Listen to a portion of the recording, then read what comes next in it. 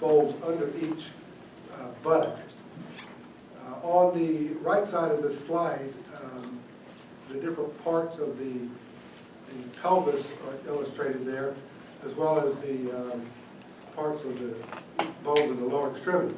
Now, all of that will be fair game on the practical. So all of the bones you see up there are fair game. We're going to go over some of those pieces and parts later on. Are there still only 5 bone questions? Yeah. So the natal cleft and gluteal fold. Here's it in. So there's the gluteal fold and the natal cleft. So do you not have this on your PowerPoint? Yeah. I'm pretty disappointed Larry's name's not somewhere up there. That's my type of guy, you should know this. My It's on his butt, we just can't see it. Ah, that's right, that's right. I think we should get Larry a box. And let's see if we can do this. He All right. was making a joke.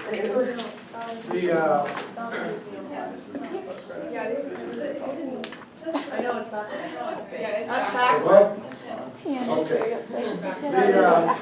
Oh, by the way, you know, I told you when you first came here on the first day, you should take advantage of the arts here. There's an opera, the 18th, 19th, the weekend of February 20th, the Magic Flute. I have no idea what it's about, but I just bought 3 tickets to it. So we'll go get educated a little bit. It's the one that has that song. Everyone's heard that opera song. That's it? That's the one that it's from, yeah.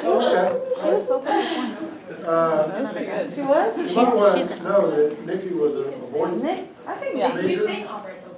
You sing opera? Educate us. Okay, Educate wait, us, wait. please. Here's the thing. The religion class that made the noise is next door right now. Far away. All right. We know about the notches. Fire away. I thought you were gonna make him leave. No, I made him not play music. But the one guy, the guy that's the imam, the guy that's in the paper all the time, you know his name? The director of Islamic Studies here on campus. I can't remember, in Chasey or something like that. I got his movie, but there was another one.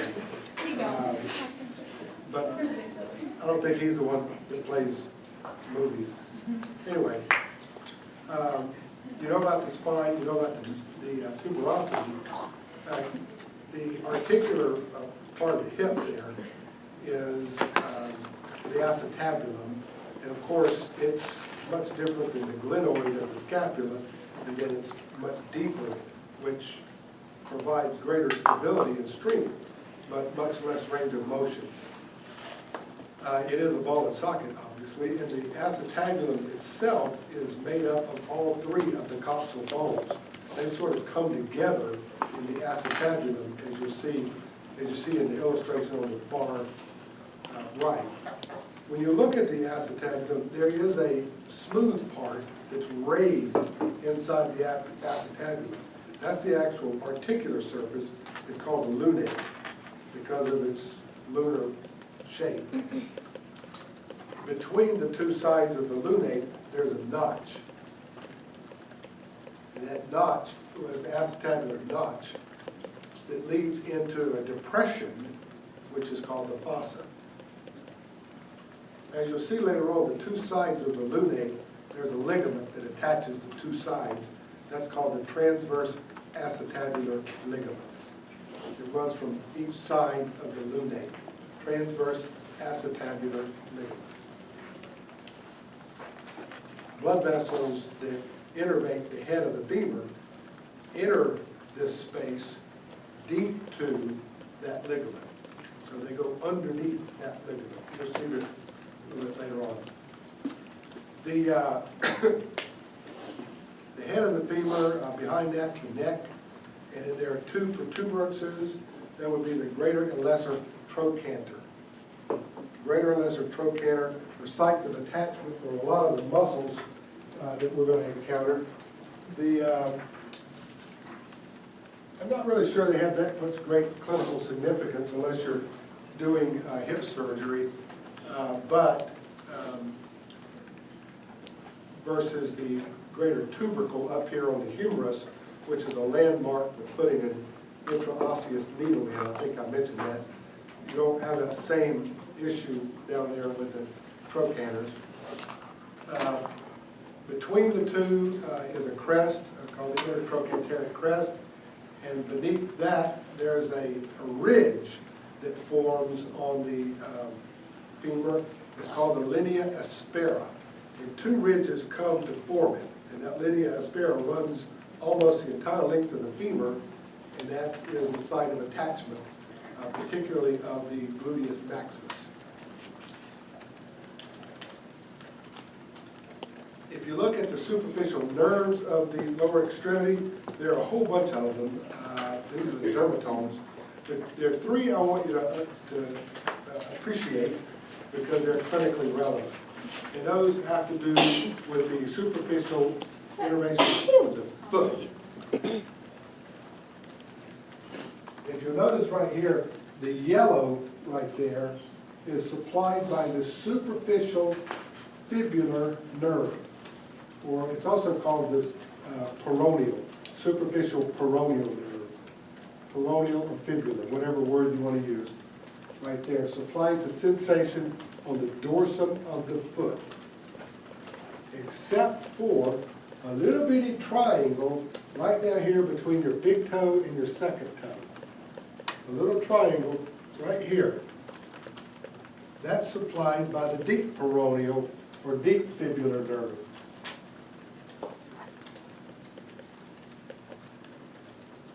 If you look on the plantar surface of the foot, there is a medial and lateral plantar nerves supply the plantar surface.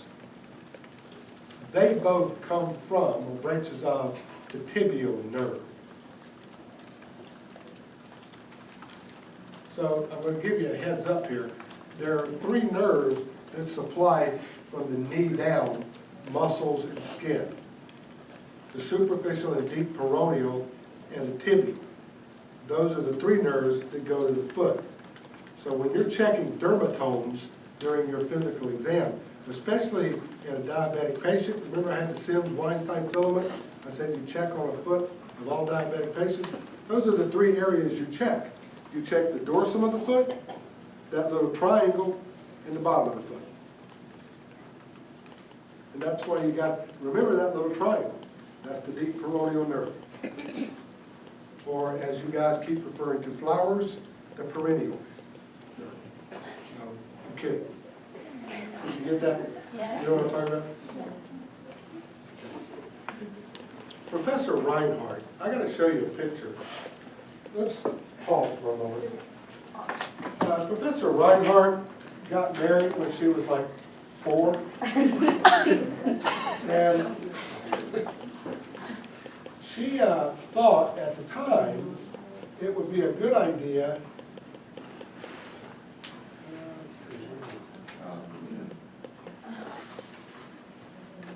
there it is, to talk to wear perennial flowers on her head. This is her veil from her wedding. Is an entire gardenia bush, which is a perennial bush. So I just want you guys to, I think everybody should see that. That's her actual veil. How old is she now? No, when she got here. I think she was 19 or 18, she was really young. And unlike everybody else in Oklahoma, including myself, she's still married to the same guy that she married originally.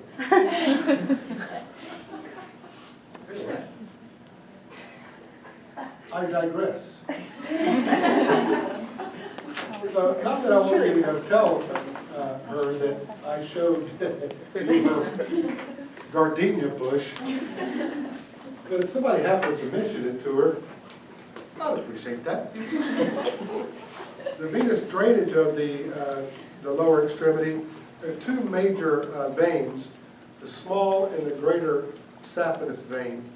also called the least saphenous and greater saphenous. You need to appreciate that the great saphenous starts draining the dorsum of the foot and runs up anterior to this bony prominence called the medial malleolus. It's anterior to the medial malleolus. And then runs up the medial side of the lower extremity to dump in through this defect of the deep fascia of the leg. By the way, this deep fascia is called the crural fascia, C-R-U-R-A-L, crural fascia. It's like a stocking, you'll see, and it's very tough. But there's a defect in it right there. It's called the saphenous hiatus. That's the name of the hole.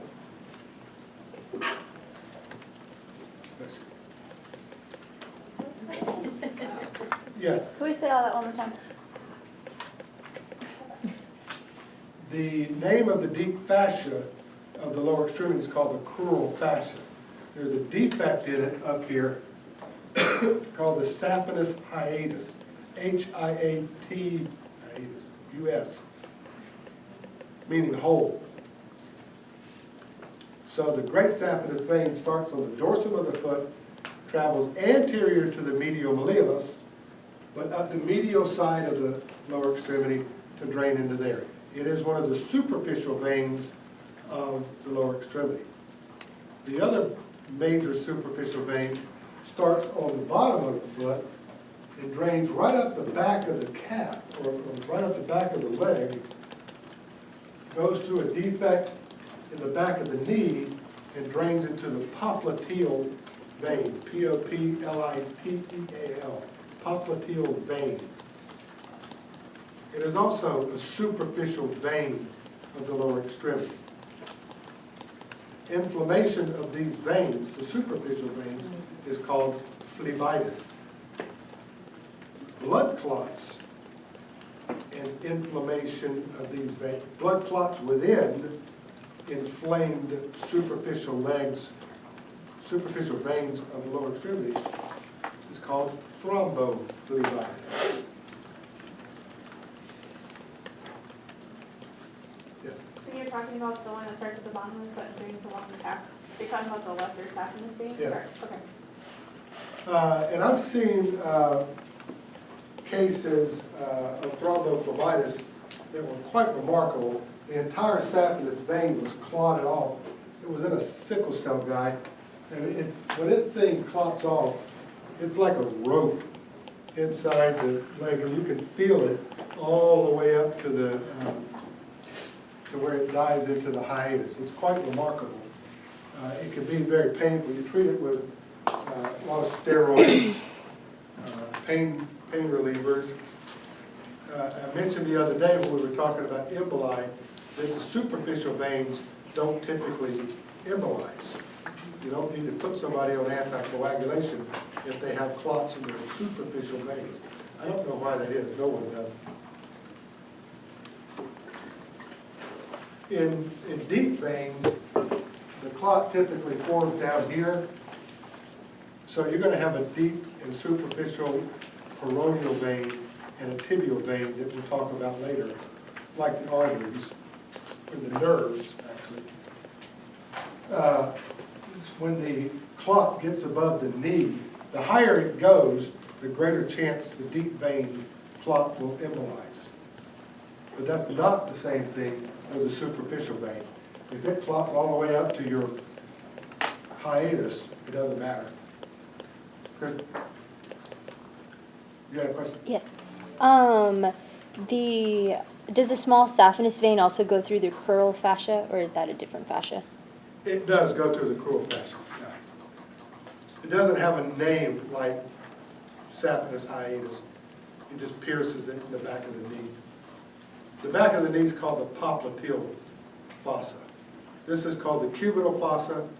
That's the popliteal fossa. We know about the ligaments, the two ligaments here, and how they form the foramina. That's important here.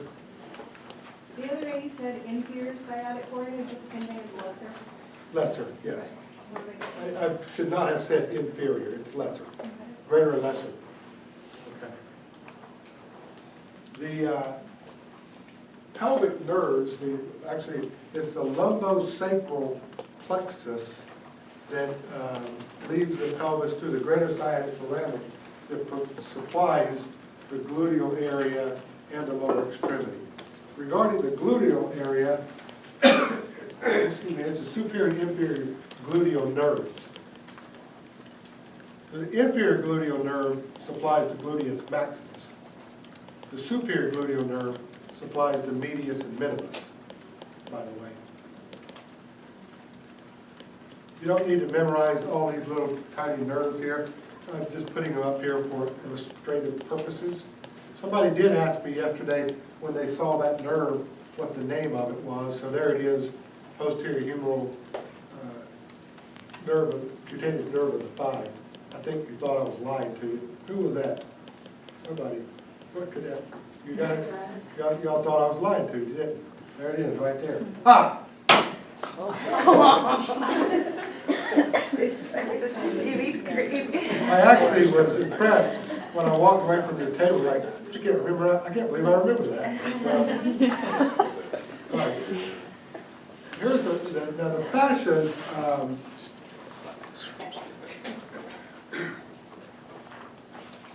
the crural fascia has another name. It's called fascia lata. L-A-T-A, fascia lata. On the lateral aspects in the thigh region, it's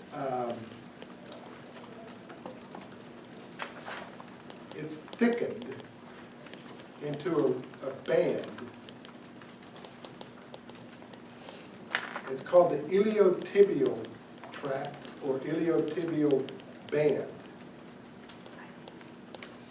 And it's white, glistening, and very thick, and is continuous with the crural fascia or fascia lata. You can see it right here. That's the iliotibial tract or iliotibial band right there. There's a muscle that's at the top of that band that inserts into it. Actually, the band comes up and divides, so the muscle is actually within it. That muscle is called the tensor fascia lata.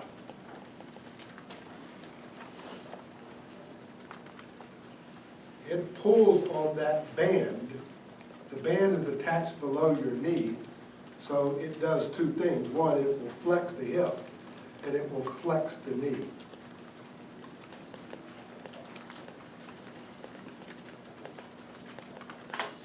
This tract, the band, can become inflamed in people, overuse type of tendinitis. There's a syndrome there, iliotibial band syndrome. And what you have to do is rest it, ice it, non-steroidal anti-inflammatories.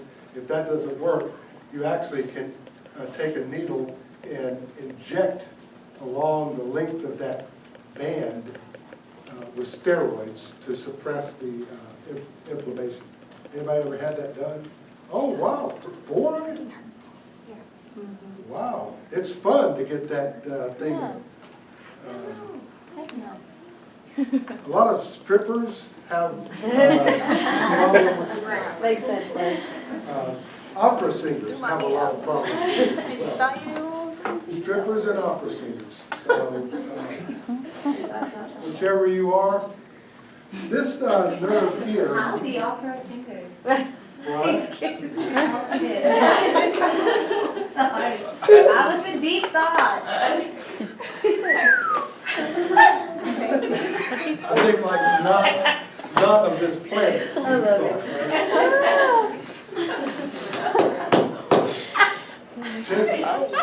That little nerve right there, you don't need to know, but they are called cluneal nerves.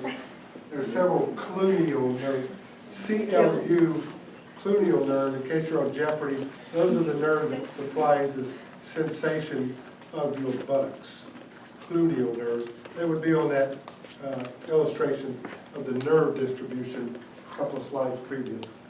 Okay. On the right side, left side of this panel, it shows you the sciatic nerve, most of you saw yesterday, coming out of the greater sciatic foramen. Typically, it comes down and just before the knee will divide into what's called the common peroneal that goes laterally and the tibial that goes straight down. That common peroneal can also be referred to as common fibular. Now let's talk about the muscles. The one we cut yesterday was the gluteus maximus. You see it arises from posterior aspects of the sacrum and the iliac crest, inserts into the linea aspera. And because it's in the back, its primary function is extension of the hip. This is extension, that's flexion. That's abduction, that's adduction, right? External rotation or lateral rotation, internal or medial rotation. Those are the movements. So because of where this muscle is, it laterally rotates a little bit, not much, but mostly it's an extender of the hip. And the thing about it though, is you see that it's Because you hit it. You hit it and broke it. Pissed it off. The light's on. It's, the thing you need to keep in mind is, so this is anterior. You see how far posterior the muscle is? It's back here. That's different than the next two muscles. The next one is gluteus medius. It's kind of right over the femur. And in fact, the anterior fibers of it are more anteriorly directed. So it actually has a different function than does the maximus. It has kind of two functions. One is, because of where it is, it will, well, I'll get to functions in just a minute. One of the key roles, though, of the gluteus medius is that it helps stabilize the pelvis over top of the femur when you walk. So when you walk and you lift up one foot during your stride, you have to keep your pelvis sitting on top of your femur. Otherwise it would fall off, right? If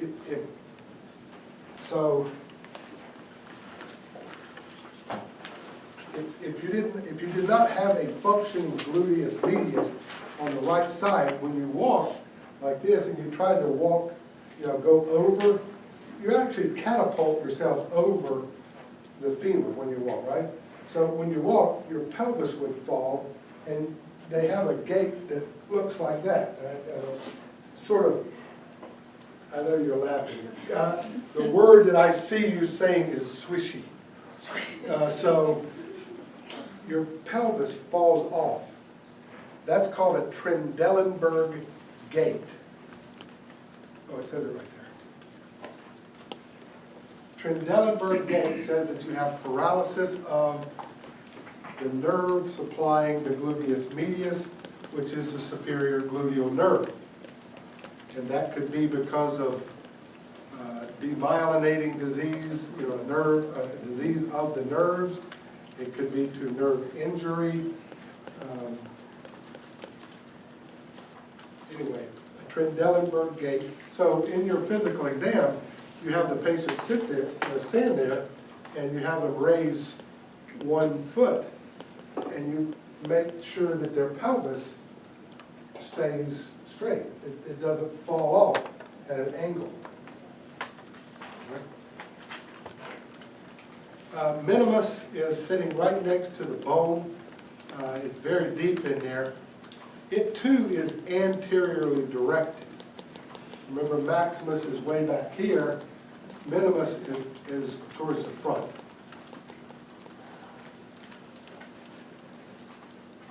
It too is supplied by the superior gluteal nerve. Here's the tensor fascia lata, showing its lateral location. It's a very nice muscle. It's like holding a crappie. That's always, if you hold it, you put your hands, it's about as thick as a crappie. I always think of a whitefish when I hold that muscle. Anyway, you can slide your hand down on the iliotibial tract and see how tight that is. You'll be truly, that'll be one of those things where you'll truly be impressed at how tough and how tight it is. And you see it attaches down here below the knee. Yes, ma'am. And what was the action of the gluteus medius? Is it just to help stabilize the pelvis, or? Amazingly, I have provided that for you in this handy-dandy little table here. So here are the muscles that we just went over on the top of the table. The gluteus maximus here is the extensor of the thigh. The role of the medius and medius, in addition to holding your pelvis over your femur, is adduction. And because they are anteriorly positioned, I kept stressing that point, they are medial rotators. So the medius and minimus are medial rotators. The maximus is a weak lateral rotator. Now we're talking about these other little muscles here, the piriformis, internus, and so on.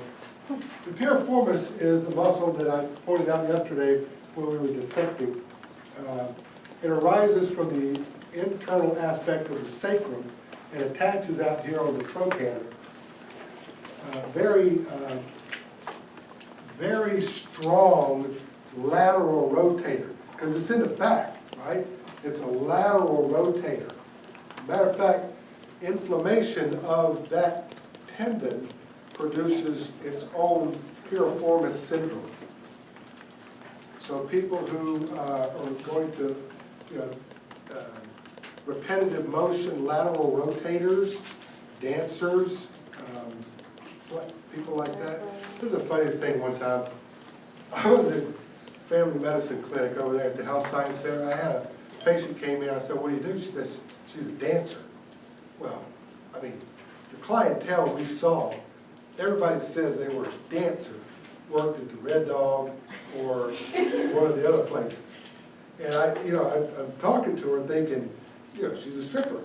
And turns out she was with the ballet company downtown. And it just, I didn't say, well, where do you, how high up that pole can you, it dawned on me, it's like first wrong impressions, so anyway. Piriformis syndrome, that's the thing. The sciatic nerve typically will exit the greater sciatic foramen inferior to it, but not always. There is one cadaver that it's like this. Who's got that? What number? Or it split? Ours kind of Ours split, splits. it bifurcates. Yeah, the top one, the top bifurcation. So ordinarily, when I showed you that picture back here of this bifurcation of the common peroneal with the tibial, that bifurcation, if you look at the nerve microscopically, it looks like that. You see two large nerves within one sheath, but they don't always have to stay together. The split is usually down here above the knee, but it can actually occur anywhere along the thigh, and even in this picture here, you see the split is all the way up in the pelvis. So that top nerve is going to turn out to be the common peroneal. The bottom nerve is going to turn out to be what will eventually be the tibial. So you don't even have a sciatic nerve, technically. What number you're going? 3. Or you need to go look at it. If you look at the distribution of the vessels, the inferior gluteals, and the pudendals come out inferior to the piriformis, the superior gluteals above it. Piriformis defines what's going to be superior and inferior. Now, look at where the piriformis is right here. Right below that, there are two muscles and a tendon, right here. There's the piriformis, right below it. The sciatic nerve is sitting right on top of it. These are called the superior and inferior gemelli, or gemelli, however you want to say it. They run from either the spine or the tuberosity over to the greater tuberosity. They're little short muscles, they're only about that long. From And spine to where? Huh? From the spine to The where? superior runs from the spine to the trochanter. The inferior runs from the tuberosity to the trochanter. And right between the two is a tendon, right there. That is the tendon of the obturator internus. The tendon of the obturator internus. It too attaches over here near the greater trochanter. Those three muscles are strong lateral rotators of the lower extremity.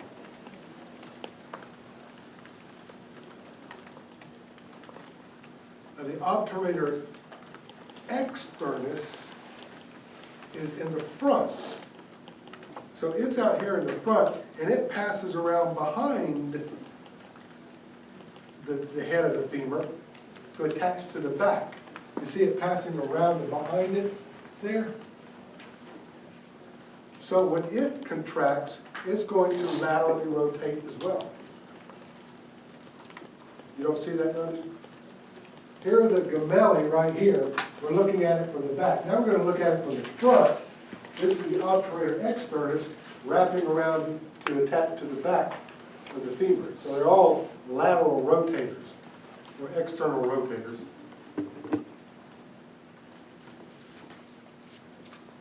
And below the gemelli, below the inferior gemelli, there's another muscle, a flat muscle called the quadratus femoris. That's, again, the sciatic nerve sits on top of it. It's a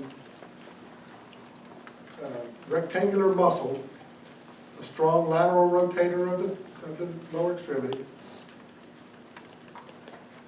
And all of these things, the innervation, it's nerve to the quadratus femoris, nerve to the superior gemelli, nerve to the, so they're ridiculous names for their nerves. Not like they're innervated by the sciatic, it's a specific muscle name.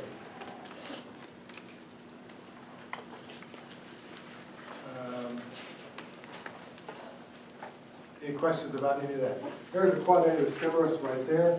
The gemelli, along with the obturator internus, the tendon, the piriformis, the gluteals, sciatic, posterior femoral pertinion.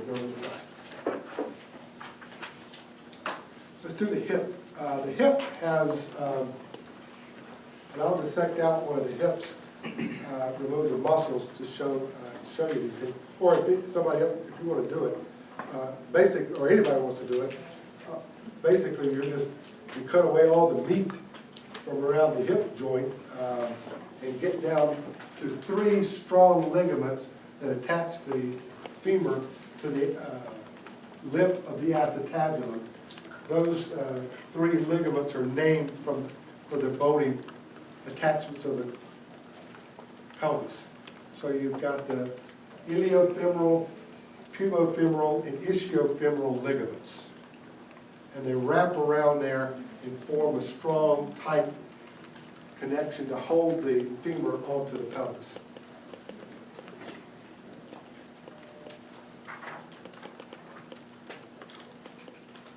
Here's another illustration.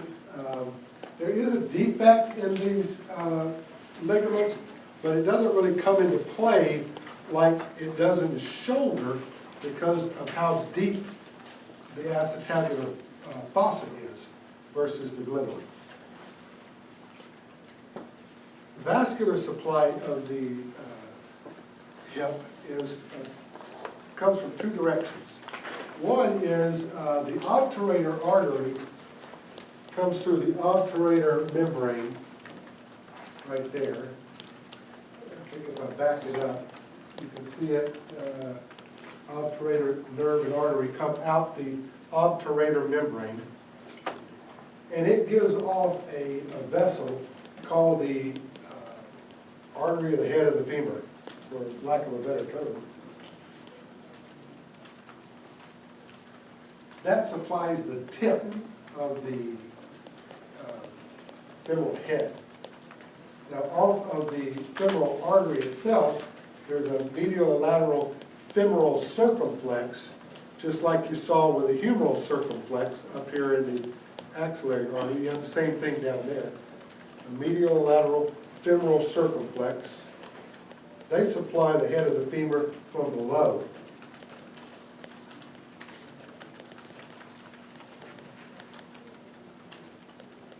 Now here's the thing you need to pay attention to. The artery of the head of the femur here runs in that ligament. That ligament is called the round ligament, or the ligament of the head of the femur.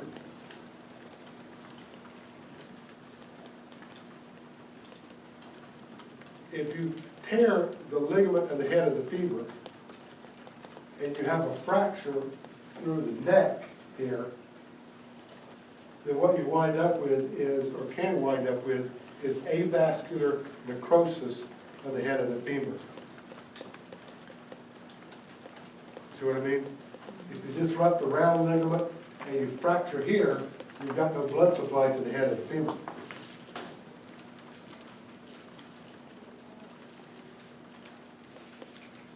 Now, if you look at the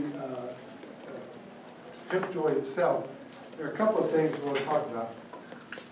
Here's the round ligament right here. It actually arises from, remember I talked to you, here's the lunate, and the ligament that goes across there attaches to two sides. It's called the transverse acetabular ligament. The round ligament actually arises from that transverse acetabular ligament and inserts into the femoral head in a depression called the fovea. The fovea is that little depression right there in the middle of the head of the femur. You see the round ligament has been cut here. The artery, the obturator artery, is over here. It's coming through that defect in the membrane, and it's giving off the artery of the head of the ligament of the head of the femur. It goes, I said it goes under that transverse acetabular ligament, gets into the round ligament, and goes to the head. Make sense? Okay, good. So in the hip joint we see downstairs today, we'll pop it out of joint, and you can see these structures right here. It's quite impressive. How do you know if the round ligament and the obturator artery have been severed? Well, there are a couple of ways you can do it. One would be an angiogram. Put a catheter in the femoral area and inject contrast material. The other would be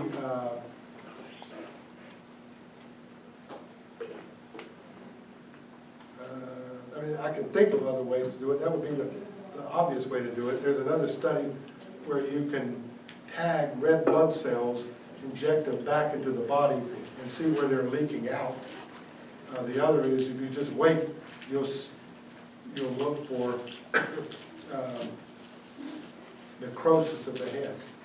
Would you want to do anything like that just for like a dislocation or? If there's a dislocation of the hip, I'm going to call an orthopedic surgeon. You can put dislocated hip back in the emergency room, but it's pretty tough to do. Shoulders, not a problem. Hips, more of a problem. Mine popped out all the time when I played. My mom would just pop it back in. Your hip? Yeah. Well, you weigh 40 pounds. So, I did not weigh. you know, you get somebody like Larry trying to get his big ass hip back in. All you gotta do is tap you on the button and fall back in place. They would hold my ankles because one would just slip and they would slip it. Did it just quit doing it, or? No, still do no, it? well, I'm done playing. I graduated, so it doesn't matter anymore. Okay. If it happens, and I'm fine. I don't have to play. Typically, when one joint comes out, something comes out like that, especially multiple times, it becomes easier and you don't actually have to do anything to it for it to pop out, you know, like Yeah. a shoulder. Yeah, I'll just step out of my Jeep and it'll pop out. But I've had like 4 arthrograms and I don't have any tears. I'm screwed You up. can hear it pop once you walk. Yeah, I'll Really? yeah. Wow. Okay, everybody be quiet. You can do it? Yeah, hold on, it'll pop. Is this gonna be like a, Wow. Both of them will do it. I wore double hip braces all through high school and I stopped wearing them in college huh, because I wasn't really cool in college. You're using totally. that's kind Yeah, of freaky. I will.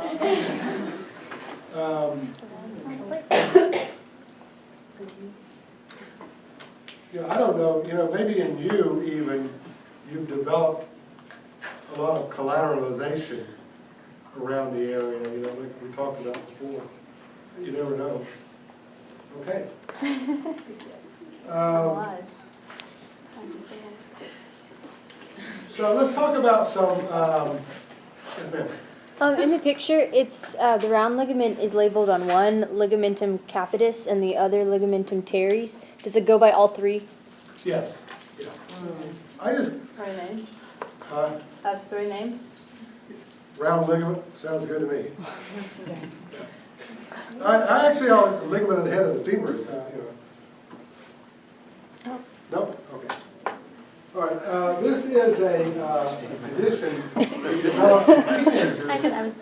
It's called, it goes by, if somebody ever says Skippy, this is what they mean. It's a split capital epiphysis. And what it is if you look right here, this is a growth plate right here. This is the normal side over here. You see where the 2 sides line up? And you see where here there's a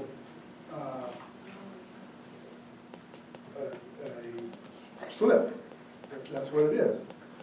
This is a painful condition. It usually has to be monitored and fixed.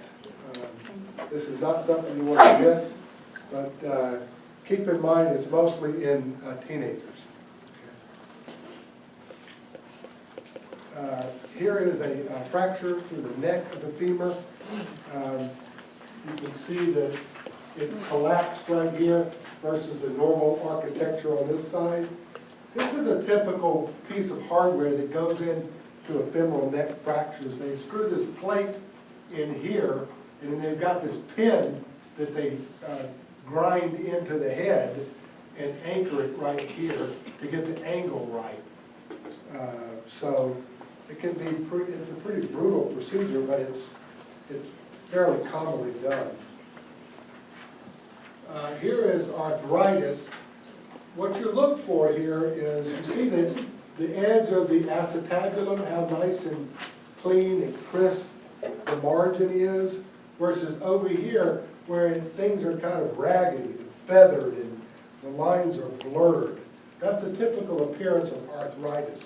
Osteoarthritis or rheumatoid arthritis, that's typically what you're looking for. This would be, if they were having a lot of pain in that area, then this person's a candidate for arthroplasty or replacement of that joint. These are the characteristics of arthritis. Osteoarthritis is weight-bearing overuse. Rheumatoid arthritis is an immunologic disorder, an autoimmune disorder. So they're two very different mechanisms of action in those common arthropathies. This is a Legg-Calvé-Perthes disease. This is a kind of an interesting disorder. It usually happens in preteens. And what happens here is that you have sort of a decrease, not sort of, the head of the femur becomes ischemic because of poor blood flow to the area. This is more or less a congenital thing. You don't do anything to get this. It just develops in people. And what happens is you wind up with necrosis of the head of the femur that you see on this side right here. It's more up there in that top panel on the patient's left side. The right side is normal, and it's usually a unilateral disorder, Legg-Calvé-Perthes disease. You know, I guarantee you, you're going to see a question on your board exams about Legg-Calvé-Perthes disease or SCFE. These are all common musculoskeletal issues. When you're a newborn, you want to check for congenital hip dysplasia, which is something you don't want to miss. And the way you do it, there are two different tests you do it. The Barlow and the Ortolani test. The Ortolani test is the fun one to do because as you're examining the baby, you grab their legs and flex them all the way up, flex their legs all the way up, like that, with them lying on their back. And then you take your hands, your fingers, and you put behind their, you put behind their hips, and then you rotate their legs laterally, and what you're feeling for is it to fall off. They describe it as a clunk. It's described as a clunk.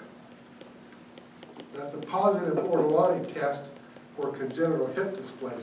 They need to be referred to a pediatric orthopedic surgeon who will follow their progress. If things don't tighten up, they'll have problems with, arthritic problems with that hip throughout their life. So when you're doing a newborn exam and a well child checkup, all the way through the end of the first year, every time they come in, you're going to do an Ortolani test. Okay.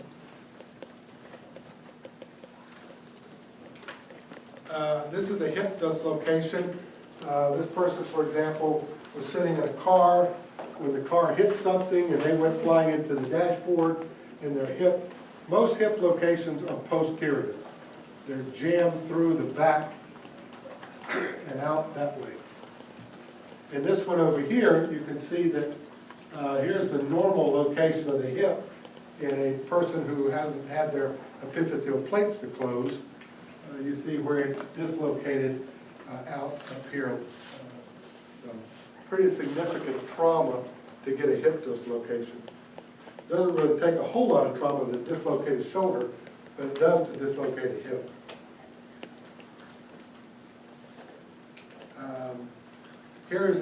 This is what a vascular necrosis of the femoral head looks like. And what you do is you get this spongy appearance here. You lose the normal outline of the femoral head. Here it is on an MRI.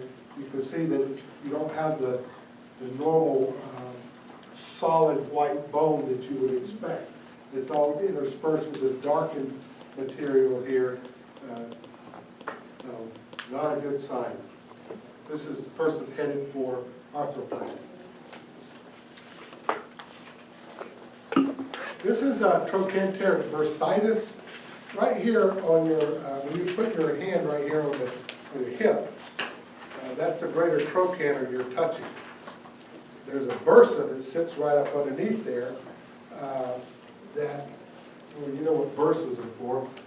You can get inflammation of that bursa. It is painful to even walk with trochanteric bursitis.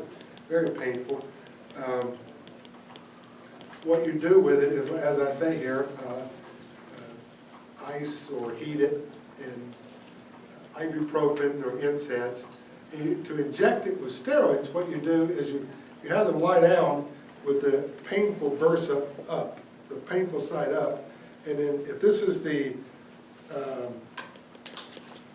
the greater trochanter you're feeling, you just take a needle and go straight in and hit it. And come back a millimeter or so, and then just inject the steroids right there. Now, of course, if it's inflamed and full of fluid, if it's swollen, you'll be able to draw off the fluid. But injecting steroids into the area really helps with trochanteric bursitis. Very common problem.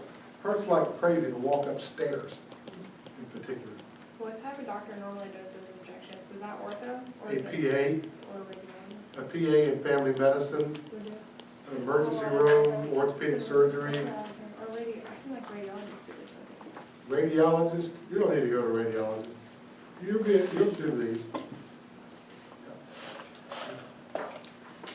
Here's Trendelenburg sign. You see the asymmetry between the two sides.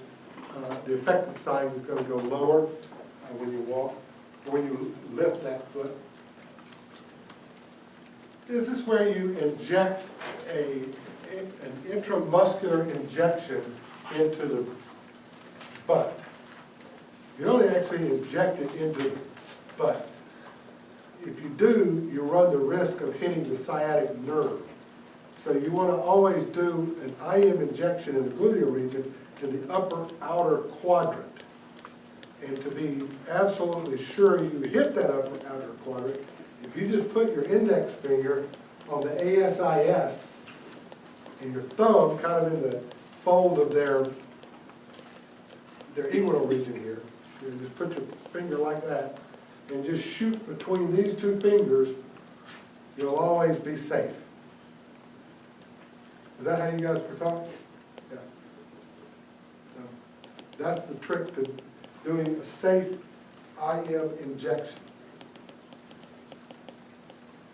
If you hit an artery, now when you inject and do an IM injection, you stick it in, you pull back on the plunger to make sure you're not in an artery.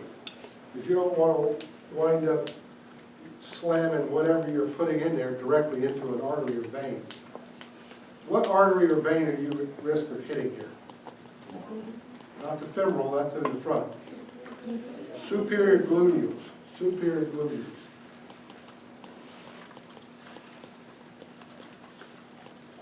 I was involved in a case one time where somebody gave an injection. It was Phenergan, an IM injection of Phenergan, which is an anti-nausea medicine and almost ubiquitous. It comes in pill form. It also comes in, you can give it IM. And they gave it IM, and the lady wound up with all this necrosis. So the plaintiff was arguing that it was injected into an artery, and it killed the downstream tissues. But in fact, it was just interesting. It just happened to be, they came to me as the expert witness. It was the PA that gave the order to do it. But so they had the PA was being sued, not the nurse, but the PA was. So they came to me, and it just happened to be that I was the expert witness, who also happened to be an anatomist. The necrosis was down here, in the bottom, down here near her gluteal fold. It wasn't up here. So I told the attorney that was representing the PA,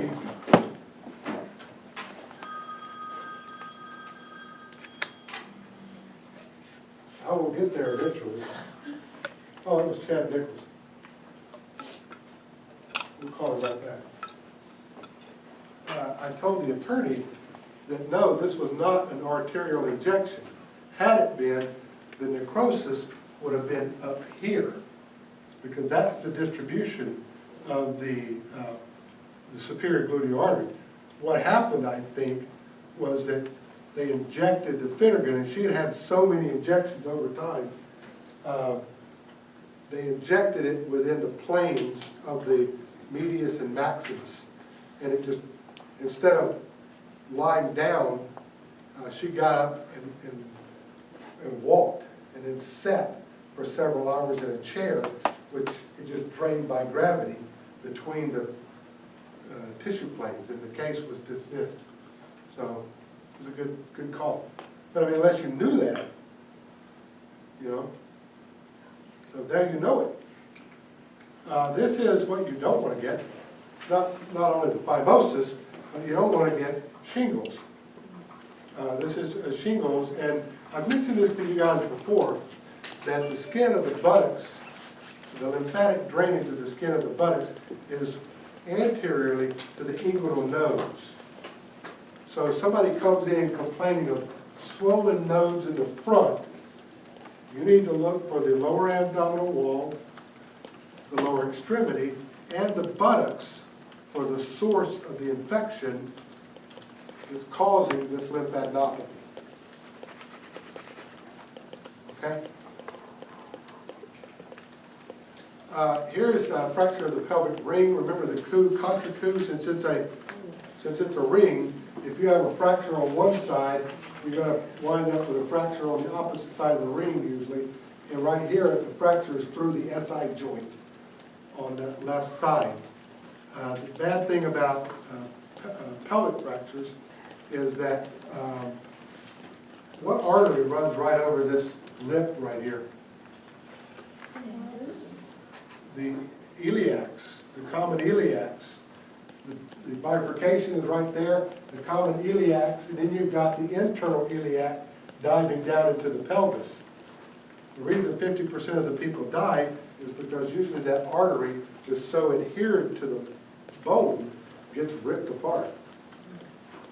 For those here did their undergraduate here at OCU, Helen Godin's husband is his specialty is repair of pelvic fractures, trauma surgeon, and that's what he does, pelvic fractures.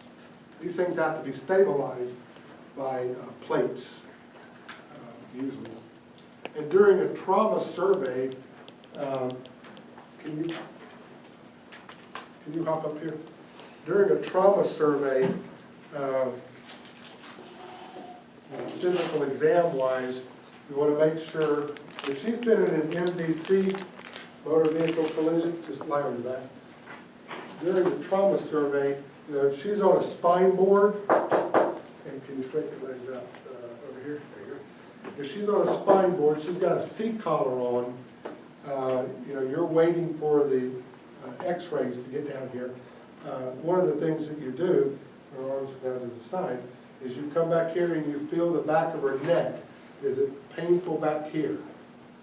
So if she says no, and you get a cross-table X-ray with a portable X-ray machine, if that's negative and she has no cervical pain in the back, then you're okay to take off the collar. Right? The next thing you do is you're going to have to listen to the lungs to make sure there's no pneumothorax. You check the abdomen to make sure there's no fluid in there. And then you take the hips, you put your hands on either side of the IS, and you gently push down once. Does that hurt? No. And then you move on. The reason you gently push down once is because if I'm saying, does that hurt? And if she does have a fracture, and you're rubbing that artery with that fractured bone, that's not a good thing. So you press down once, and then move on. Okay? So that's how you do it. You put your hands on the you put your palms on the ASIS and push down. Okay? Sciatic pain. This is the last slide. Can I just keep going? I got like 5 minutes. So this is sciatic. Sciatica is usually due to a disc problem that impinges on the nerve roots that go to make up the sciatic nerve. So if you stretch the sciatic nerve, you stretch the nerve roots, and that exacerbates the pain. You follow me? Yeah? All right. You're going to experience patients with sciatic pain a lot. Now, you have to differentiate sciatic pain from piriformis pain, because they both come out the greater sciatic foramen. So I'm going to go here and pick on a guy, and I don't want to do this to a female. We'll move this all the way